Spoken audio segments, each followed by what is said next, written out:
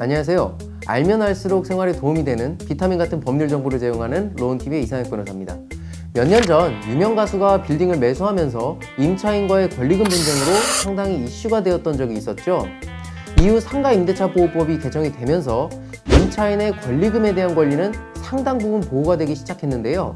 사실 개정 상가임대차보호법이 적용되기 이전에는 임차인이 운영하는 가게가 잘 되기 시작하면 임대인이 그곳에 직접 장사를 한다고 하거나 건물을 재건축한다는 등의 이유로 임차인이 영업 기반을 끌어올리기 위해 투여한 권리금에 대해서는 어떠한 보상도 하지 않은 채 임차인을 퇴거시킴으로써 임차인이 투여한 권리금에 해당하는 이익을 임대인이 그대로 취득하는 등의 문제가 있어 왔던 것도 사실이죠.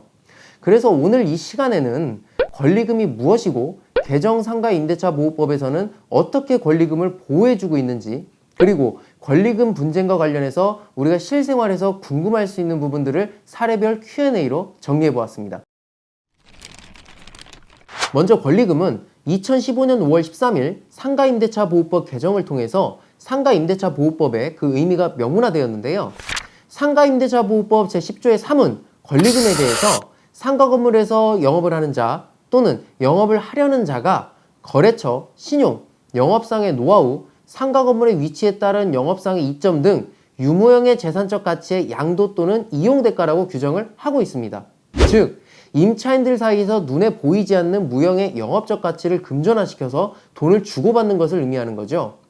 통상적으로 상인들 사이에서는 이를 바닥권리금, 시설권리금, 영업권리금으로 부르기도 하죠. 그런데 이 권리금은 그 태생 자체가 임대인과 별개로 구임차인과 신임차인이 주고받는 금전이다 보니 임대인이 개입해서 구임차인과 신임차인 사이의 권리금의 수수를 방해하게 되면 임차인은 임대차 목적물에 퇴거하면서도 임대차 보증금보다도 더 클 수 있는 권리금에 대해서는 한 푼도 회수하지 못하고 쫓겨나가게 되는 경우도 있었던 것이 사실이었죠. 이러한 법의 사각지대로 인해서 임차인들은 거의 전 재산에 해당하는 많은 금전을 임대차 한 번으로 모두 날리게 되어서 심각한 사회 문제를 초래하게 됐는데요. 그리하여 상가임대차보호법은 영세 임차인들의 전 재산이 되는 이 권리금을 보호하고자 권리금 회수기의 보장을 내용으로 하는 상가임대차보호법 제10조의 4 규정을 신설하였던 것인데요. 이러한 권리금 회수 청구 권리는 보증금 액수와 상관없이 모든 상가 임차인이 청구할 수 있는 권리로서 임차인은 임대차 기간이 끝나기 6개월 전부터 임대차 종료 시까지 새로운 임차인을 임대인에게 주선함으로써 신규 임차인으로부터 권리금을 회수할 수가 있고, 반대로 임대인은 구임차인이 신규 임차인으로부터 권리금을 회수하는 것을 방해할 수가 없게 된 거죠. 단, 임차인이 이러한 권리금 회수 권리를 임대인에게 정당하게 행사하기 위해서는 임차인에게는 상가임대차보호법 제10조 제1항 각호의 사유가 존재하지 않아야 되는데요. 특히 임차인이 신경 써야 될 대표적인 사유에는 제10조 제1항 1호에 해당하는 3기 차임을 연체하였는지 여부, 그리고 제4호에 해당하는 임대인의 동의 없이 불법 전대차를 하였는지 여부, 그리고 제5호에 해당하는 임차인이 임차 목적 건물의 전부 또는 일부를 파손하였는지 여부, 이런 부분들이 있고, 위 사유에서 임차인에게 귀책 사유가 있다면 임차인은 상가임대차보호법 제10조의 4 규정에 따른 권리금 회수 권리를 보장받을 수 없게 되는 거죠. 어쨌든 임차인에게 위와 같은 상가임대차보호법 제10조 제1항 각호에 해당하는 사유가 없다면 임차인은 상가임대차보호법 제10조의 4 규정에 따른 권리금 회수 권리를 보장받을 수가 있게 되는데, 임차인의 권리금 회수 권리를 보장하고 있는 상가임대차보호법 제10조의 4 제1항의 규정은 임대인의 정당한 사유 없는 그 방해 행위를 금지하고 있고, 만약 임대인이 제10조의 4 제1항의 규정을 위반해서 임차인이 권리금을 제때 회수하지 못하는 손해를 입게 한 경우에는 상가임대차보호법 제10조의 4 제3항 규정에 따라서 그 손해를 배상하도록 하고 있습니다. 또한 권리금 회수를 방해함으로 인한 임차인의 임대인에 대한 이 손해배상 청구는 그 시효를 임대차가 종료한 날부터 3년으로 규정하고 있습니다. 그렇다면 상가임대차보호법이 임대인의 정당한 사유 없는 임차인의 권리금 수수 방해 행위로 어떤 내용을 규정하고 있는지 한번 살펴볼까요? 상가임대차보호법 제10조의 4 제1항 각호는 임대인의 방해 행위를 구체적으로 규정하고 있는데요. 그 내용은 1호에서 신규 임차인이 되려는 자에게 권리금을 요구하거나 신규 임차인이 되려는 자로부터 권리금을 수수하는 행위, 2호에서 신규 임차인으로 하여금 임차인에게 권리금을 지급하지 못하게 하는 행위, 3호에서 신규 임차인이 되려는 자에게 상가 건물에 관한 조세, 공과금 등에 비추어서 현저히 고액의 차임과 보증금을 요구하는 행위, 그리고 4호에서 그 밖에 정당한 사유 없이 임대인이 임차인이 주선한 신규 임차인이 되려는 자와 임대차 계약의 체결을 거절하는 행위, 이를 규정하고 있습니다. 따라서 임대인이 상가임대차보호법 제10조의 4, 제1항 각호의 내용과 같은 방해 행위를 하였다고 한다면 좀 전에 말씀드린 상가임대차보호법 제10조의 4, 제3항 규정에 따라서 임차인에게 그 손해를 배상해야 되는 거죠. 단 이 경우에 있어서 임차인이 임대인으로부터 받을 수 있는 그 손해배상액은 신규 임차인이 임차인에게 지급하기로 한 권리금과 임대차 종료 당시의 권리금 중에서 낮은 금액을 받을 수가 있게 되는데요. 실무상으로는 재판에서 임대차 종료 당시의 권리금 액수를 확인하기 위해서 감정을 진행함으로써 감정한 권리금과 신규 임차인이 임차인에게 지급하기로 한 권리금을 비교해서 둘 중에 낮은 금액을 손해배상 금액으로 특정합니다.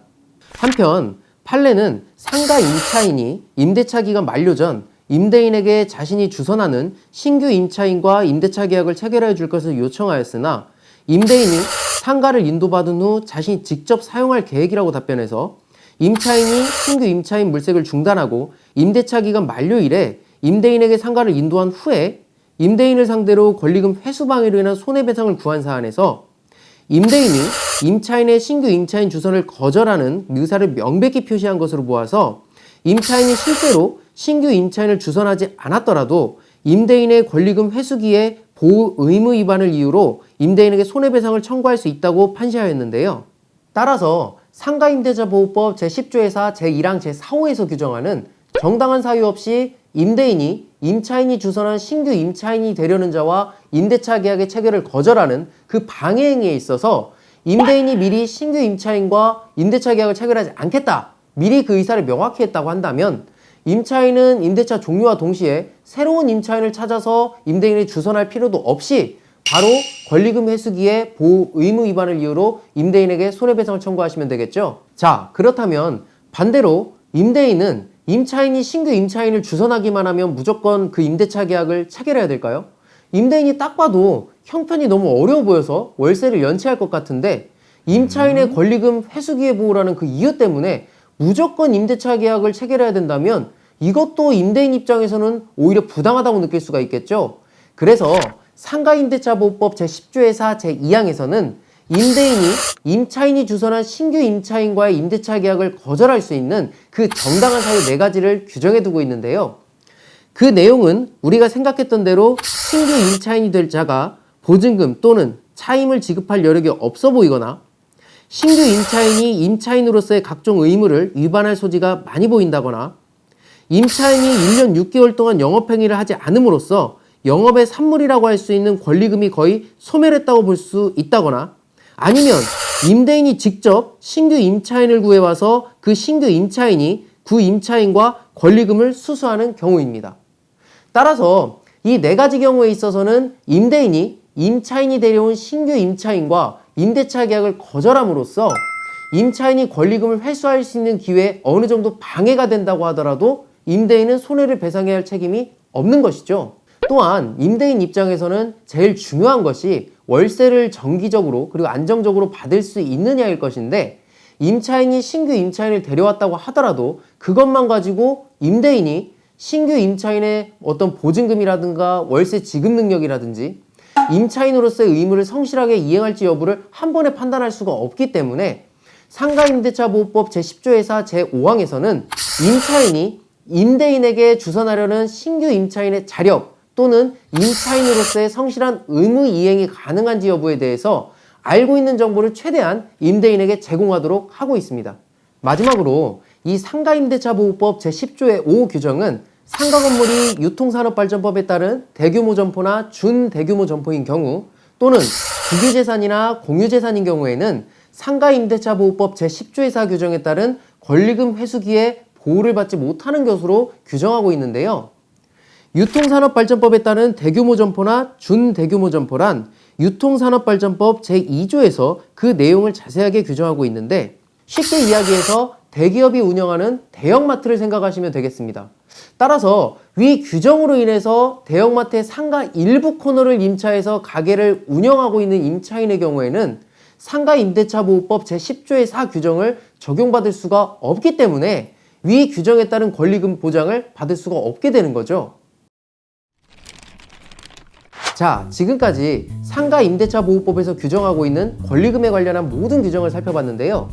결국 상가임대차보호법 제10조의 4 규정에 따른 권리금 회수기에, 그리고 권리금 회수기의 방해를 이유로 한 임대인에 대한 손해배상 청구권, 이 두 가지를 보장받기 위한 요건을 간단하게 정리해보면, 임차인은 임대인에게 신규 임차인을 주선해야 한다. 그리고 두 번째로 임대인의 방해행위가 있어야 하고 그 방해행위에 정당한 사유가 없어야 한다.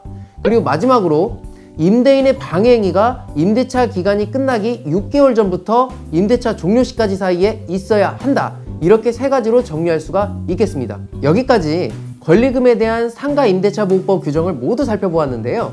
2부에서는 권리금 분쟁과 관련해서 우리가 실생활에서 궁금할 수 있는 부분을 사례별 Q&A로 정리해 보도록 하겠습니다.